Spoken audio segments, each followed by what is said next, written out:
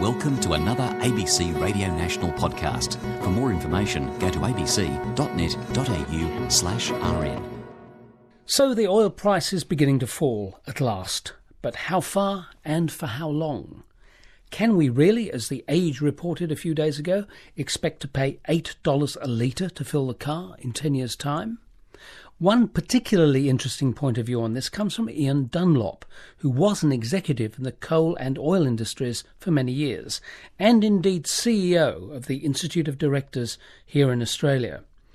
What if oil does continue to go up and up? And how does he think we should prepare for the inevitable change as he sees it? Ian Dunlop. In the furor over increasing oil prices, the two words our leaders seem determined not to mention are peak oil. Having built our prosperity on cheap energy from fossil fuels, particularly oil, it is perhaps understandable that they cannot bring themselves to admit that business as usual is over as cheap energy disappears, firstly due to the need to address global warming, and secondly due to the peaking of global oil supply, which will probably have even greater impact than global warming in the short term. Peak oil takes its name from the bell-shaped curve which typifies the production profile of any oil field. Once an oil field is discovered, oil wells are drilled and production rises until drilling saturation is reached, whereupon production levels off at the peak. It then drops along the declining segment of the bell shape until the reservoir is exhausted.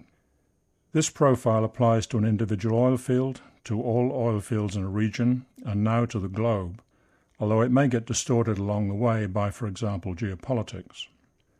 At the peak, oil does not run out, as roughly half of the ultimately available oil remains to be produced.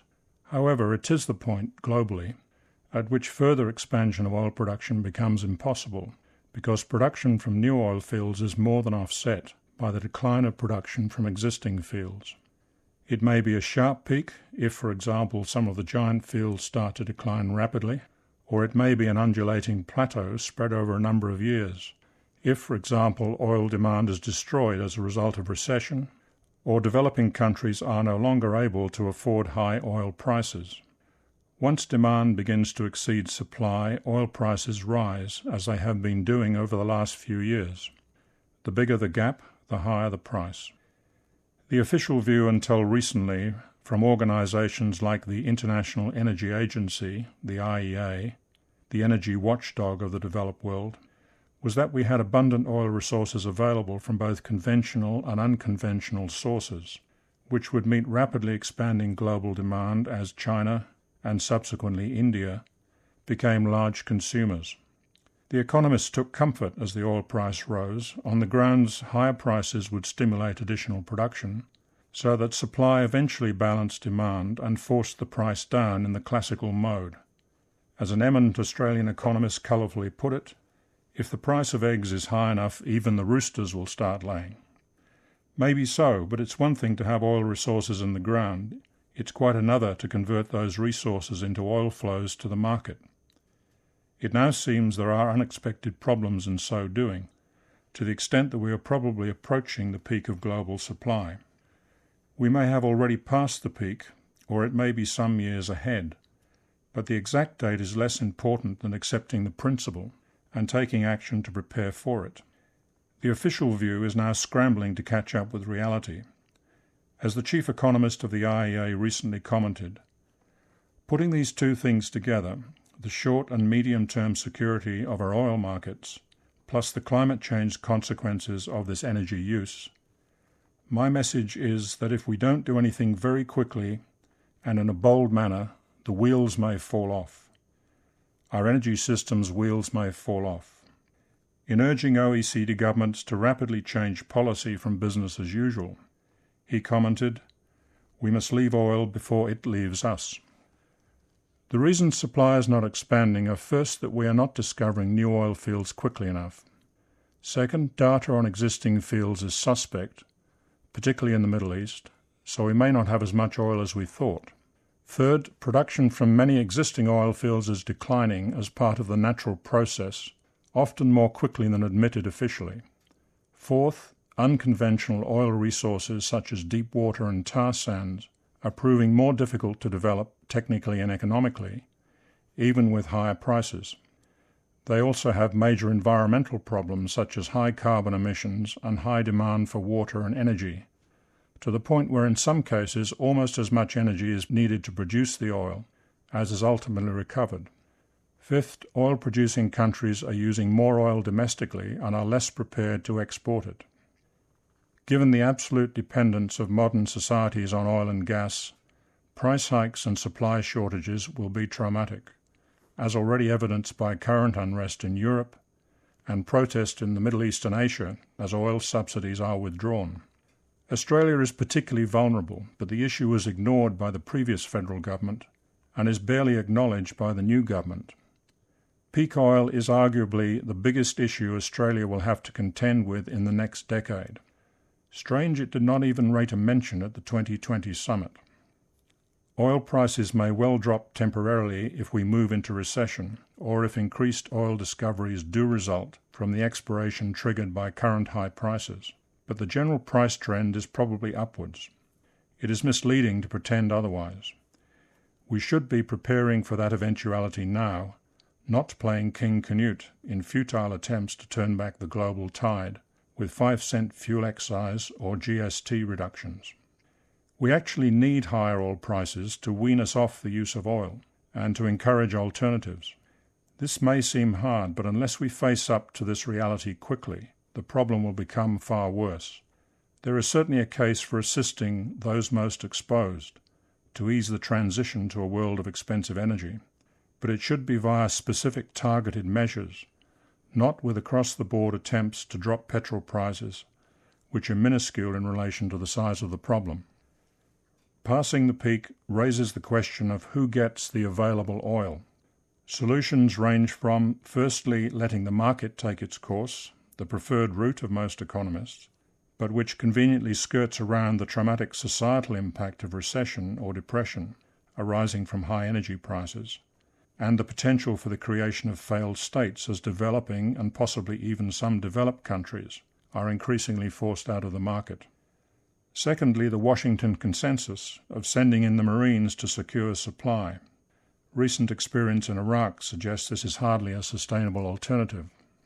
Thirdly, a global mechanism for equitable sharing of available oil, for example, an oil depletion protocol, akin to the Kyoto Protocol for carbon emissions. Indeed, the IEA was created in 1973 for exactly this purpose, to assist the OECD countries in allocating oil during the first oil shock. This time the problem is far greater, but we have handled similar situations in the past, and we will probably have to resort to allocation mechanisms again, despite the protests of the market economists. In the UK in 1945, my mother handed me my ration book with the far-sighted admonition, "Keep it safe, you will need it again." Fortunately, I am a hoarder. But as if peak oil was not enough, there is another problem: global warming and the need to radically reduce our carbon emissions from fossil fuel use, probably to completely decarbonize the economy by 2050, far more than is being admitted politically. This will itself raise fossil fuel energy prices as carbon is properly priced via mechanisms such as emissions trading to reflect its environmental cost. There are solutions to these converging issues, but they take time to implement, and we should have been planning for this years ago. We did not do so, and now we are facing the consequences. Some obvious solutions, for example increasing coal consumption or coal conversion to liquids, as Martin Ferguson recently proposed, are carbon emission intensive, and in the absence of carbon capture and storage, which is still unproven for large-scale application, would be extremely detrimental to solving global warming. The two issues are inextricably linked and need to be treated with consistent and holistic policy. So what would that policy look like? First, we need an honest public acknowledgement by the government and business leaders of the real challenges we now face.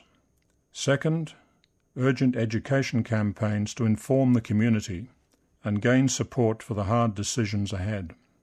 Third, we must establish an emergency nation-building response plan to place the economy on a low-carbon footing, minimizing the consumption of oil, akin to a 21st century version of the 1950s snowy hydro scheme, but much bigger and broader, or the Marshall Plan which reconstructed Europe post-World War II.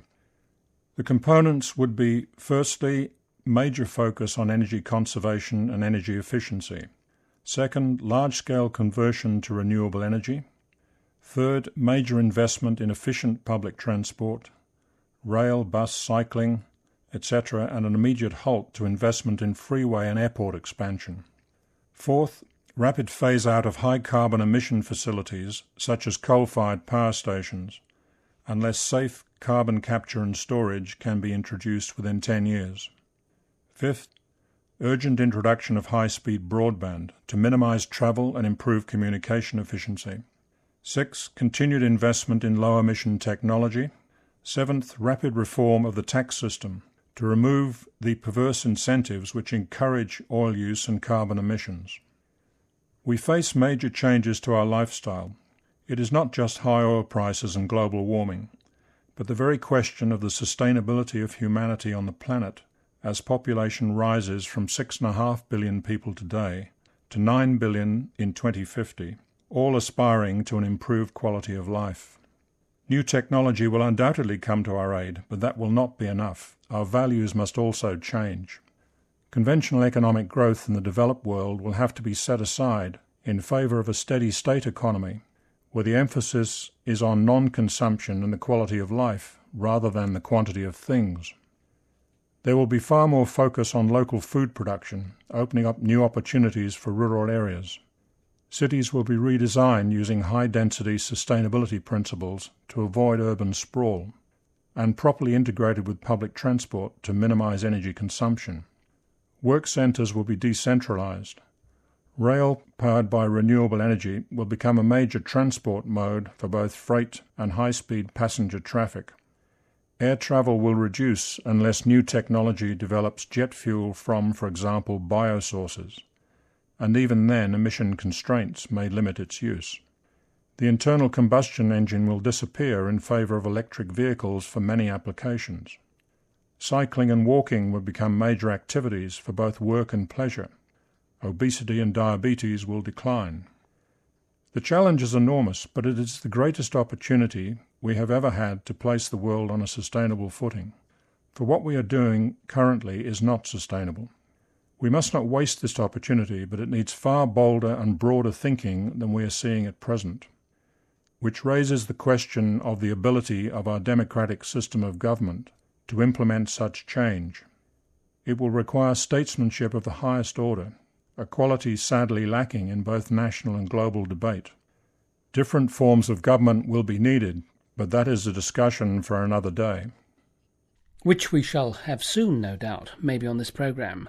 That was Ian Dunlop, a former head of the Australian Institute of Directors and now Deputy Convener of the Australian Association for the Study of Peak Oil. And he mentioned flying in planes just now and the new austerity that might come if fuels aren't adjusted. Well, next week a farmer from near Canberra, Richard Begbie, takes on that one, the unmentionable issue as he calls it. Will flying soon become what it once was, a rare pleasure instead of a common endurance test? I'm Robin Williams. You've been listening to another ABC Radio National podcast. ABC Radio National, on air and online, with many of our programs available as podcasts or MP3 downloads. All the details at abc.net.au/rn/podcast.